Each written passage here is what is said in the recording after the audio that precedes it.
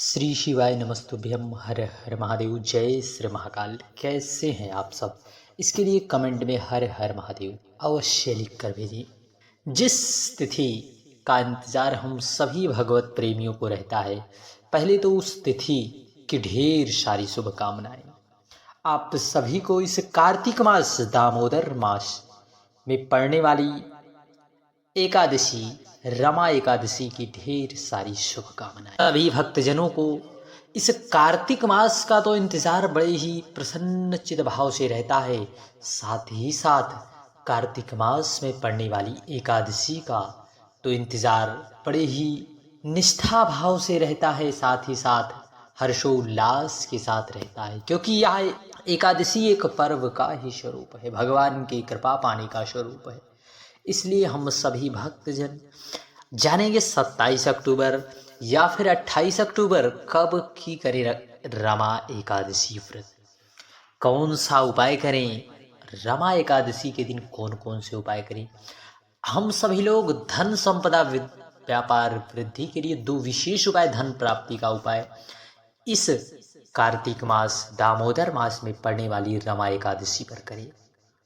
साथ ही साथ आपको यह भी बता दें कि एकादशी पर जो विशेष नियम पूज्य गुरुदेव ने बताया था उसको भी हम सभी लोग जानेंगे, और कौन सा उपाय है जिसको करने से हमारे बच्चे यदि हमारी बातें नहीं मानते तो निश्चितता है वह बातें जरूर मानेंगे। तो आइए जानते हैं कौन सा विशेष उपाय हम सभी करेंगे। और सबसे पहले तो इस रमा एकादशी का क्या महत्व है इसको जानते हैं। देखिए, रमा एकादशी कार्तिक मास में पड़ने वाली, कृष्ण पक्ष में पड़ने वाली यह एकादशी है।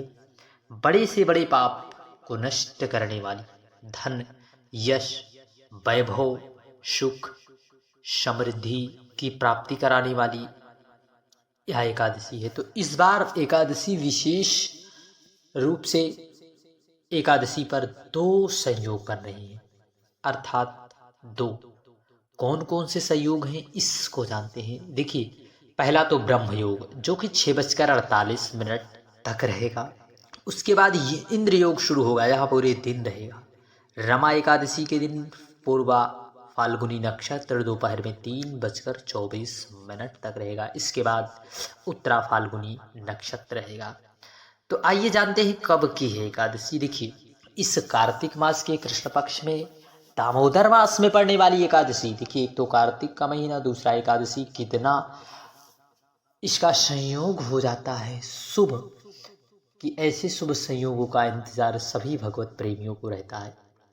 एकादशी 27 अक्टूबर को सुबह 5:23 पर प्रारंभ हो रही है। कब? सुबह 5:23 पर 27 अक्टूबर। वहीं पर 28 अक्टूबर को सुबह 7 एकादशी तिथि समाप्त हो रही है। 7:50 पर एकादशी तिथि समाप्त हो रही है।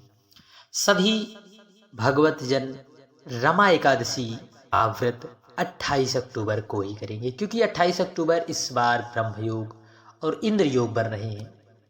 और यदि हम 28 अक्टूबर को व्रत कर रहे हैं तो निश्चितता है कि हमें समस्त एकादशियों का फल अवश्य प्राप्त होगा। और एकादशी का व्रत करने से आपने विशेष रूप से सुना होगा कौन कौन से पुण्य फल की प्राप्ति होती है। और आपको यह भी बता दें कि हम सभी भक्तजन 28 अक्टूबर को रमा एकादशी का व्रत करेंगे। वही 29 अक्टूबर सुबह 6:31 से लेकर 6:31 से लेकर 8:44 के मध्य आप सभी भक्तजन जितने भी व्रतधारी हैं, यदि आप उपवास व्रत धारण कर रहे हैं एकादशी का, तो आप इसी निश्चित समय के अंतराल में आप व्रत को खोल दें, पारण कर लें। पारण, क्योंकि यदि हम व्रत का पारण कर देते हैं तो हमारे द्वारा मनसा वाचा कर्मणा, कर्म के द्वारा यदि कोई पाप हो जाते हैं तो उससे हमें क्षमा याचना मिल जाती है। और विशेष रूप से आपको यह बता दें, अपने स्थानीय समयानुसार अपने स्थानीय पंचांग का भी सहारा आप एक बार अवश्य ले लें। श्री शिवाय नमस्तुभ्यम। हर हर महादेव।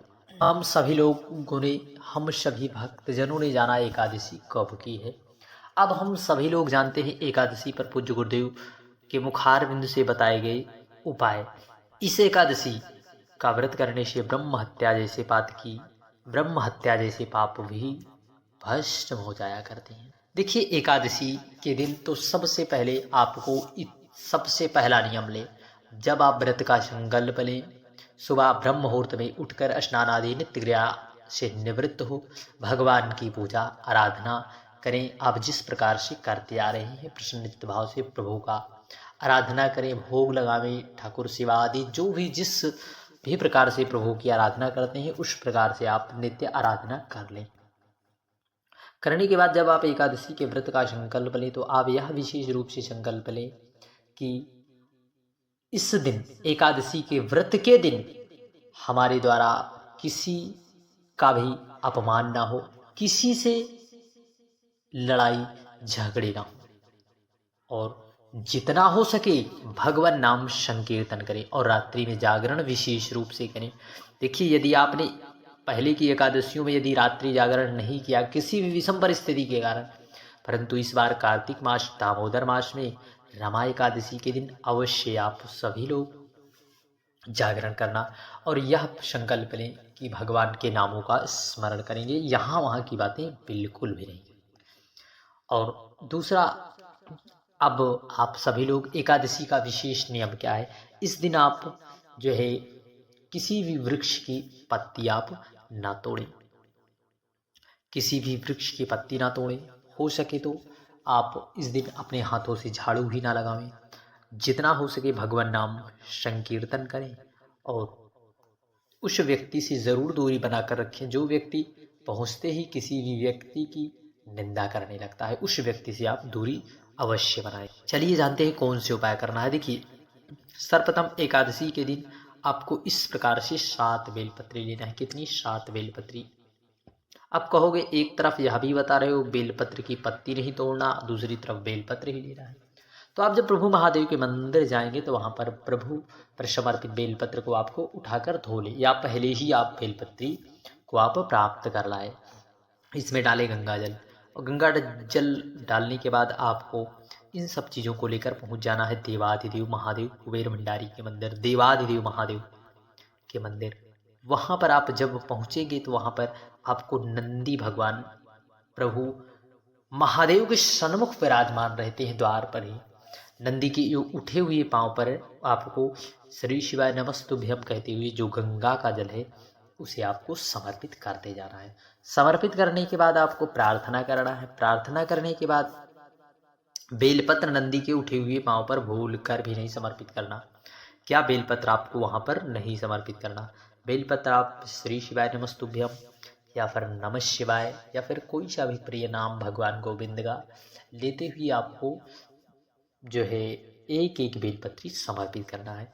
इस विशेष उपाय को आप धन संपदा की वृद्धि के लिए, यदि आपकी बहुत से प्रकार के प्रयत्न यत्न किए फिर भी आपके घर में माँ लक्ष्मी की कृपा नहीं हो रही, धन संपदा व्यापार आप बार बार प्रयास कर रहे हैं फिर भी आपको व्यापार में घाटे ही घाटे मिल रहे हैं, माँ लक्ष्मी कृपा नहीं कर रही है और आपके बच्चे यदि गलत संगति में फंसे हैं, तो एक बार इस विशेष उपाय का प्रैक्टिकल आप इस रमा एकादशी पर करिए। कार्तिक मास दामोदर मास में निश्चितता है प्रभु की कृपा आपके पूरे परिवार पर ज़रूर से ज़रूर रहेगी, इसलिए इस विशेष उपाय का प्रैक्टिकल आप ज़रूर करें। श्री शिवाय नमस्तुभ्यम, हर हर महादेव, जय श्री महाकाल। पढ़ते हैं अगले विशेष उपाय में। अगले विशेष उपाय में आपको एक पात्र जल लेकर प्रभु महादेव के मंदिर जब आप पहुँचे तो वहाँ पर इस प्रकार से आप यदि मंदिर जा रहे हैं वहाँ पर पहुँचे तो आपको जो आप जल समर्पित करेंगे, क्या समर्पित करना है। देखिए, एकादशी की तिथि हमारे पितरों को भी समर्पित है, तो आपको स्वधा, क्या 3 बार स्वधा स्वधा स्वधा कहते हुए आपको जल समर्पित करना है, या फिर स्वधा स्वरूप का पाठ अवश्य करना है। निश्चितता है आपके पितृ भी आप पर कृपा जरूर करेंगे। श्री शिवाय नमस्तुभ्यम, हर हर महादेव, जय श्री महादेव।